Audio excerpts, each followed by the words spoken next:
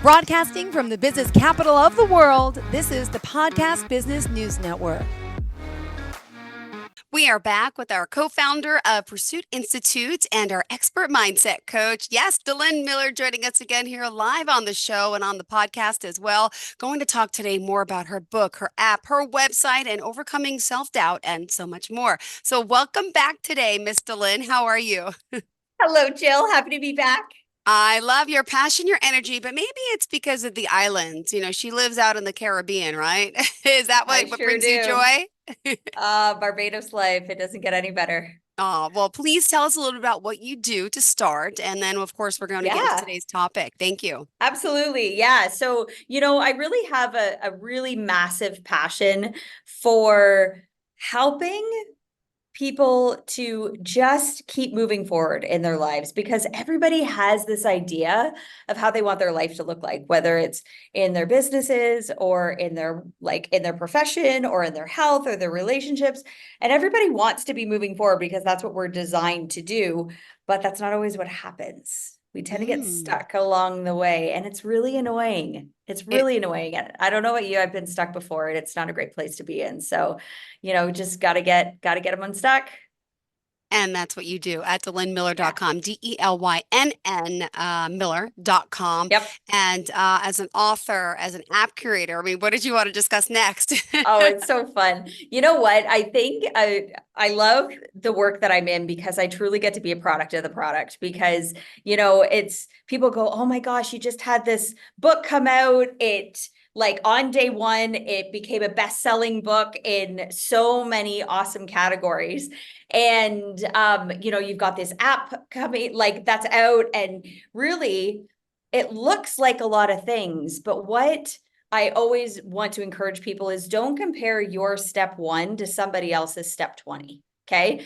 I've been doing this now for over a decade, and this is where I'm at right now. And the best part is when I go back and even listen to this podcast in 10 years from now, I'll go, holy smokes, I didn't even see all the other stuff I was going to do. And this is where it's just like, meet yourself where you're at, but it's knowing that you can do it. All you got to do is just decide what you want and keep moving forward. I love the motivation, the positivity, but you need to help us overcome the self-doubt, because a lot of us feel we are stuck, and we don't know how to get out of this. So what even is self-doubt? It's us not feeling we could do it, right? Right. Yeah. And I mean, I love that you just said, what is it? Right. And the best part is everybody has to really, it's just a word. Okay. It's kind of like perfectionism, which we've talked about before too, right? It's really just a word. However, you get to define it for you, because it's really all relative, right? So for example, like for me, it has everything to do with confidence. So it's your lack of confidence, your lack of thinking that you have, whether it's like the ability, maybe you can't make decisions, maybe you feel like your self-worth is really, really low. Like it's all kind of encompassing of all of those things. But at the end of the day, everything comes down to you have a thought about something, right? Okay. So if you're thinking self-doubt, you're then going to feel it. So it goes thoughts, then feelings, and whatever you attach an emotion to, this is how we're designed as humans, okay? This is what will dictate your actions, AKA your results. And that's the frustrating part, is because people will come and they'll go, Delynn, I picked up your book and I read it. I listened to you on the podcast, and then I listened to this podcast, and then I took in this book, and then I watched this documentary, and then I blah, blah, blah, blah, blah. I took in all of this information, but you know what? It didn't work. Guess it's just not for me. Guess that. So they'll say that. This is like 98% of the population does this. We take in all this information all the time. It's even why, going back to school is such a big deal for most people. They're just like, oh, I'll go take a course on it. Yeah, you're going to take the course on it, and then you're not going to do crap with it. You're not going to do anything. Yeah. Right? Like that's what a lot of people do. And then they get so frustrated with themselves. It has nothing to do with the letters behind your name or the fact that you can or can't go back to school or whatever. It has everything to do with, do you believe that you could even do it in the first place? Because there's a lot of super successful business people that don't even have a business degree. Imagine that. Or they've accomplished all these things in life, and it purely came down to the fact that they had an idea that they got emotionally involved with, and then they went and did it, period. Because everything starts with a thought. Like even the phone you might be listening on right now or the computer was once an idea. So Steve Jobs had an idea, even though he didn't graduate college, dropped out to go work from a garage to build Apple. Amazing, right? Imagine that. It's incredible. And there's so many stories of people that have done this. Like garages apparently are the most brilliant place to start a business. I know, right? lots of people do them.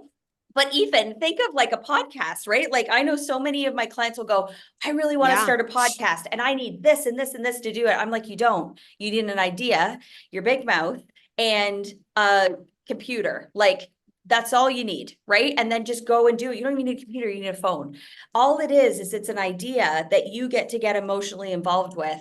And then the moment you believe that you can do it, it puts you into action, and it doesn't just put you into like regular, like mediocre kind of action. Like this is like inspired action. Yeah. Like Kick I'm not butt messing type around. of like in charge, like raging bull. Yeah. Yes. Yes, exactly. And then when you're inspired, like good luck stopping you. Good luck. Like honestly, the first step is the hardest. Just take it, believe that you can do it, and just do it. Just do it. And then so many people go, oh yeah, okay, do it scared, do it scared. I think in the network marketing industry, I mentor a lot of like entrepreneurs and even network marketers. And they're like, okay, do it scared, do it scared. And then they're like, I don't want to do it. I don't want to do it scared. And it's like, okay, just like you have to go, okay, what do I believe I can do based on my awareness right now? Yep. Okay. I'm going to just enough second guessing myself, enough with this imposter syndrome or perfectionism or whatever it is that I think that I'm going after. Just what can I do today? Just even if it's something like nothing's really big or small, right or wrong, as long as you're moving forward, period. Got it. All right. That makes sense. We're going to move on this. We're going to talk more about self-doubt and talk about some of the strategies to help us overcome this, right? And what are some of the triggers for self-doubt, would you say? Yeah. You know what, Jill? Like a big part of it is just like recognizing that you're having a human experience here, right? Like people be people. And so have some compassion for yourself. Like really treating yourself the way you would treat a child. But I can guarantee a lot of people, they'll go, oh, I treat my children this way, or I treat my spouse this way, or my coworkers this way. But then the stuff that they say to themselves in their head, they would never, ever talk to somebody like that. And it's just like, be nice to yourself, like purely, because you're the one common denominator that's going to get this done, right? Like it's not up to me to take your ideas, Jill, and go execute them. It's up to you to go do that, right? Just like it's not up to me to be in love with your goal, right? It's your goal. It's your own. It's your thinking about it, right? But it's just like we spend so much time going, yeah, but what's this person doing? And this person did it this way. And oh, my spouse doesn't really understand my goal, or my bestie doesn't really understand my goal. It's not up to them to understand your goal. It's up to you to understand where you're going and to like be kind to yourself in the process, right? Like really just taking any of the negative thoughts that you do have around it and go, okay, what's the opposite of that thought? Like just like really simple strategy is if you are having a negative thought about something, who do I think I am, or I can't do this, or it's going to be too hard, or it's going to cost too much money, or it's going to cost too much time, go like really flip that into like how you can do it. Like just don't even entertain the reasons why it's not going to work, because there's all you need is one little seed, right? Like one little seed. Like, and even I was chatting with our group of coaches yesterday, because we have a group of coaches that all do this work at Pursuit Institute. We were chatting yesterday, and I said, you know, there's a big link between what we do and farming. And they all kind of looked at me and I said, if you take a thought, it is no different, like a thought seed that you're planting in your mind. It's no different than a farmer going out and planting a carrot seed in the ground. Okay. First, they have to like prepare the land, right? So that's what, through clearing out the negativity, the garbage, like being aware of your environment, talking nice to yourself and instead of telling yourself you can't do everything. These are all things you're doing to prepare the land. Okay. And then you take the thought seed. So in Steve Jobs' case, he goes, oh, I want a computer that I can fit in my pocket. Awesome. That seemed crazy at the time. Like I'm old enough to remember, right, Jill? We were just like, oh my God, that's so nuts. As if he thinks he can do that. And right, it was a thought seed that he planted in his mind. And then just what you got to do and what the farmer does is they protect the seed.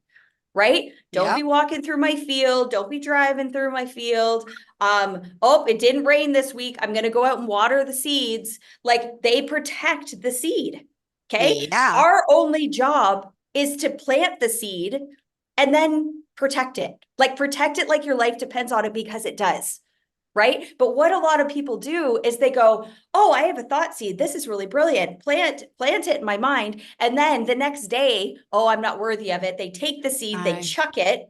And then, oh, I guess it wasn't for me. And it's like, no, it was for you because you wouldn't have thought it. You're right? too scared. Like, you're doubting. That's right. You wouldn't have thought it in the first place if it wasn't meant for you. Now your only job is to protect it. Like protect it like you would protect your baby. Right, exactly. Right. And don't expect it to come like the farmer, when they plant the carrot seed, they're not like the next day going, where's my carrot? Yeah. Right. Or Jill, like, I remember when I patient. found out I was pregnant, I wasn't like on day one going, where's my baby? Right. No, like it was a seed that was planted that I then protected for 9 months. And then I knew the gestational period was 9 months. The farmer knows that the gestational period is 9 weeks or whatever it is that they've planted, right? There's a gestational period behind our thoughts as well. Our thought seeds. So this is where it's just like, as long as you plant it, keep it safe and nurture it, right? You got to water it. And you water it through having more thoughts and emotions about it.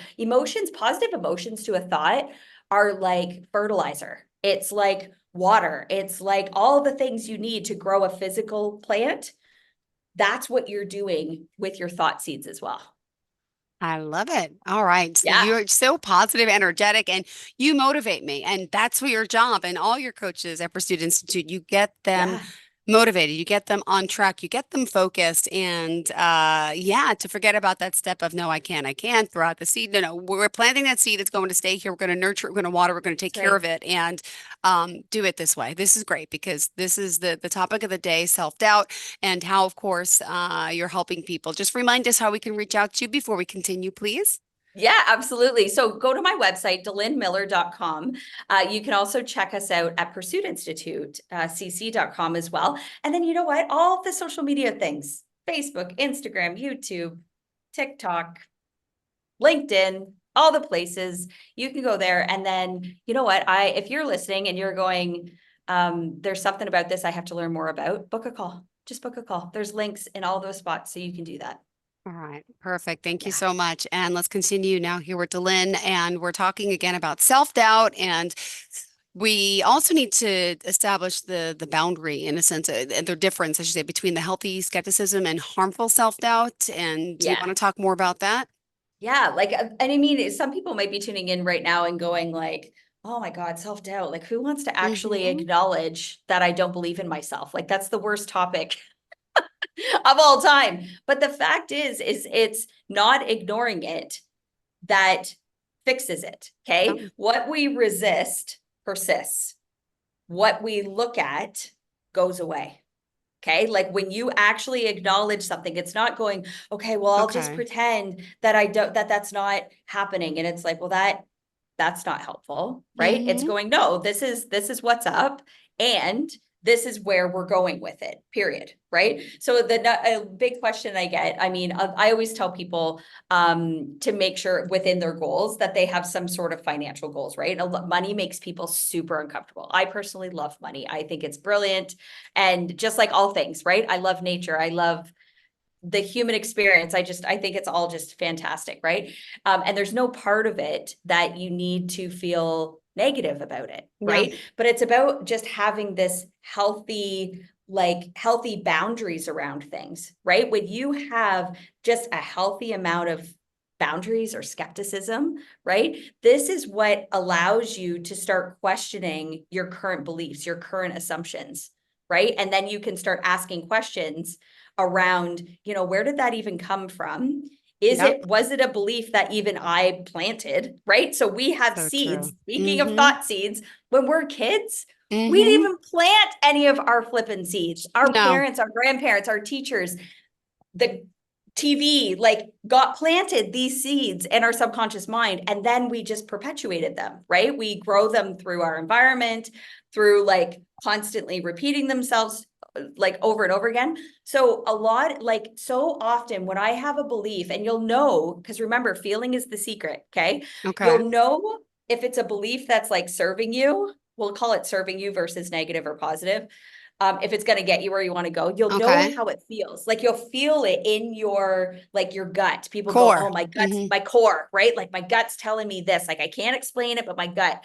But you'll feel it. And it is. Sometimes it's like a punch in the gut where you go, that doesn't really feel the way I want it to feel. So now I can ask and go, okay, so go back to money. If someone's, grew up hearing money doesn't grow on trees, money's the root of all evil, blah, blah, blah, blah, blah, whatever. If they've been hearing this over and over and over, but then they have an experience where they have a positive money experience and they get that pang of see, now you have evidence that money can actually do really amazing things.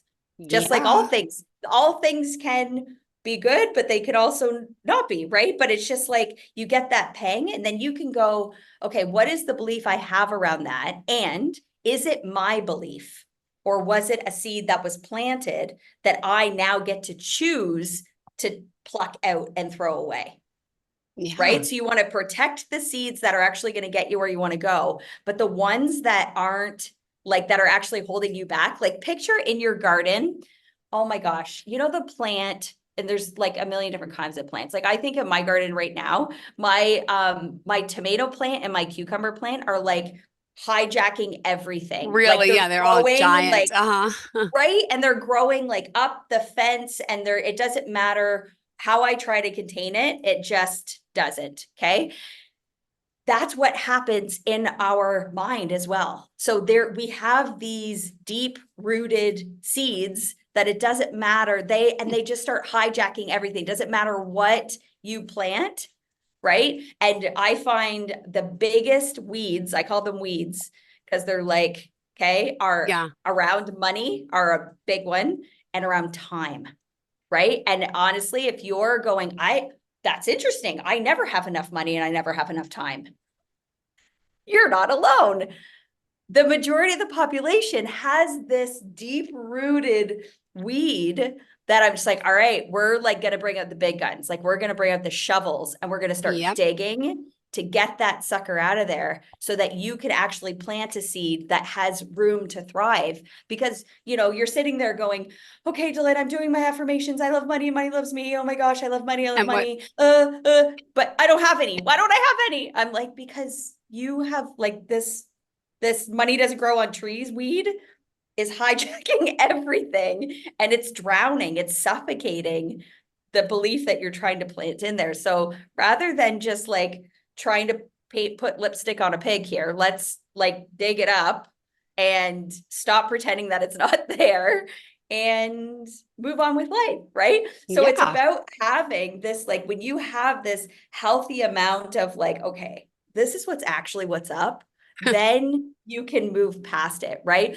But that harmful self-doubt, this is excessive negativity, right? And it's just everywhere you look, and it's preventing you from taking action. It's preventing every seed that you plant to grow. And then it it's like this vicious cycle of like, well, now I have evidence that these seeds don't grow. I guess it just wasn't for me. And we start questioning everything we want. So true, right? And then we end up not trusting ourselves. Well, I had this thought and then I tried the thing and then I guess it wasn't for me. And now I'm just not going to trust any thought that I have that's going to take me out of my comfort zone or take me out of the box that I've been put in, because that's just that. Got it. It's awful cycle. Awful. We got to get us out of this funk and this cycle because it happens all too often, right? Yep. And you also want to share some tips for us as well to help build that self-confidence and how we can learn to be more self-assured. What are some of the things we could do? I believe in positive affirmations. I'll just jump in. My kids are 7 and 9, and I make them go in front of the mirror, and especially the little one, he does it. I'm beautiful. I'm amazing. I could do anything. I'm successful. I make them say these things, and I think it's great. So it's a fun little thing. Positive affirmations. That's just my take, but I'm not the expert. No, you are absolutely genius, Jill. That is brilliant. And honestly, I love that your kids are doing it. So I'm with you. So my kids are now, they'll be 10 and 12 this year. And they have like, they're starting to take on like responsibilities around the house and that sort of thing. And people will come over and they'll read like we have a to-be list, like not a to-do list. We have a to-be list. It's up on the fridge. And there's certain things, make your bed and brush your teeth and, empty the dishwasher, whatever, those sorts of things. But then on it has affirmations, it has gratitude, and it has like doing something kind for somebody else. Like take yourself out of your bubble of me, and how can you do something for somebody else? So those are 3 things that are on our daily like to be list. I like the to be. And it's an absolute game changer. People go, what are like their friends will come over and they'll read it and they'll go, okay, gratitude, I get that. So you have to make sure you say please and thank you. And I'm like, no. No. That means when you say please and thank you, that means you're polite. Congratulations. Anybody can say please and thank you. I mean, I always appreciate it. Absolutely. But gratitude, again, it's a feeling. I'm not interested in like surface level, please, thank you. I didn't even realize that I said it. It just came out of my mouth. I want gratitude. Like, what are you grateful for? And it can be, I'm grateful that I have eyes so that I can, see my children. I'm grateful that I have a nose so that I can smell my dog. Like my dog has the best smell in the whole world. And like, I'm grateful. And it's a feeling that when you feel it, it is the easiest way to bring you out of a funk. And the best part, it's free. Yep. It's free and you can do it anywhere. You can do it anywhere. You literally can you're on fire, stop, drop, and gratitude. Like just do it every single time. And you're right, Jill, the affirmations. And I love that even you have put the most the best 2 words in front of your affirmation, and that is I am. Okay? Oh, okay. I'm like, what? I'm even shocked. I'm like, what did I say? What I do. So I am, okay. Anything that starts with I am goes right into the subconscious mind. Okay. Anything. Okay. So I am, you were saying, I am beautiful. I am smart. I am funny. I am whatever. Right. And so this is what, when you, and your kids, as kids, think of some of the things that your parents probably had you doing too. You think, oh, here goes crazy mom, just having me do these things again, or, oh, she's got this. Somebody was telling me the other day, they grew up with, ultimately it was affirmations up on, their mom had a chalkboard wall. And he goes, I sat there every day eating breakfast and I would just sit there. And I would just read the wall because and I just think that no big deal. And I'm like, those words were going right into your subconscious mind every day. Your mom is a flippin' genius. Period. Right. So these are things when you, even if initially you don't believe them, okay, when you first want something, you don't believe it. You're just or else you'd already have it. Right. But when you first start doing things like affirmations, or even every time my kids pass a mirror or I pass a mirror, even if I'm not saying it out loud, I'm looking at it and I make sure I make eye contact with myself and I say, I love you. Oh my gosh, that's when I say I'm beautiful, I'm amazing. That's what I make the kids do. Oh my Yes. gosh, yeah, I like the Yes. mirror. We have mirrors So all over the house. yes, absolutely. Well, everybody does, right? But typically what happens is we pass those mirrors and then we start shooting ourselves Yeah. down. Oh, We my start hair. picking Oh, it. my We start, body. oh, new wrinkle, new dimple, new blah, blah, blah, blah. We start Yep. picking at ourselves. But even I challenge everybody that's listening right now, next time you pass a mirror, say, I love you. Like look at yourselves and say, I love you, and like talk to yourself. And a lot of people, they do this challenge and they'll be like, Delynn, I did it. And I like threw up in my mouth a little bit. I'm like, do it anyway. Do it anyway. And work yourself to the point where you could even do it like naked. Yep. Like I'm out of the shower. I'm in my birthday suit. Do it. Yeah. And it honestly, you'll realize where you're at with your current level of self-doubt is if you can look at yourself and truly feel the love that you have for yourself, because the best part is when it's in you, you then can give it to others. But a lot of people, they'll go, no, I love my family. I love my spouse. I love my kids. I love my dog. I love my job. I love, love, love, love, love. Yet they don't love at the level that they could if they can't even say it to themselves, because it's not actually in them to give. It's like surface level love, right? So it's like, if you think the level of love you have right now is amazing, really, when you love yourself, oh, it's cause and effect. Like the effect just takes care of itself. It's amazing. It's amazing. And a lot of people go, well, isn't that like selfish? Isn't that self-centered? And I'm like, could you imagine if everybody stayed in their own lane and like put themselves at the center of everything they do, right? It's when I became two different words, centered, when I centered myself, that's when I started showing up as the mom I wanted to show up as the wife I wanted to show up as the entrepreneur that I wanted to show up as. That's when everything started to happen every single time. And I was like, oh man, I spent like the first, because take even like becoming a mom, like, oh, you spend, you get married and, oh, it's not about you anymore. Then you become pregnant. Oh, it's not about you anymore. And you start to believe, oh, it's not about me. Not about me. It's not about me. Whereas in fact, the whole relationship starts and ends with the relationship you have with yourself every time. Yeah, but we sometimes lose track of that. Wow. And the self-doubt aspect. Good topics today. Right. We're just about out of time. How do you want to wrap it up? I love it. So I want to encourage everybody. So I actually have an entire chapter on this in my book, You Can't Mess This Up. And there's lots of amazing tips and tricks in here on cultivating just acceptance of yourself and where to go from there. And, sometimes you just there's lots of messengers on this topic. I absolutely recognize that, and they're absolutely brilliant. And sometimes you just need someone to say it in a little bit of a different way in order for you to go, okay, now I get it. And I'm ready to actually do something with it. So pick up the book. It's on Amazon and you'll get it shipped right to you. Perfect. And the title of the book one more time, and the website, how we find you too. Yes. So it's called You Can't Mess This Up. And you can go to DelynnMiller.com and you can grab your copy there as well. All right. Thank you so much. Pleasure having you here as always. Great to see you on this beautiful day. And we'll talk again soon. Thanks so much. You bet. Have a great day. Everyone, stay tuned. We'll be right back with more. Bye.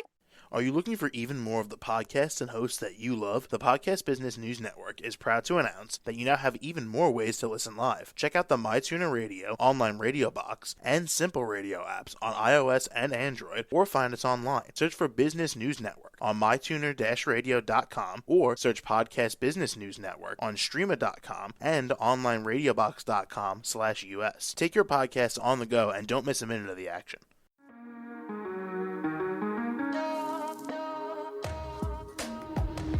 Broadcasting from the business capital of the world, this is the Podcast Business News Network.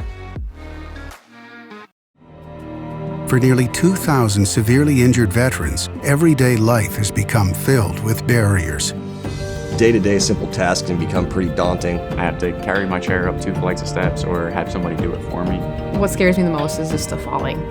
When I'm struggling with my house, I think, to have that one great barrier just knocked down, It's crucial.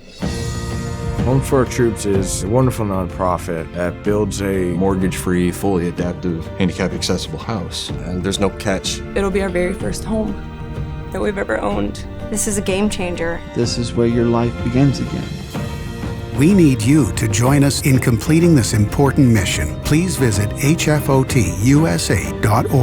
and help build homes and rebuild lives. Because of you, everything's going to be okay.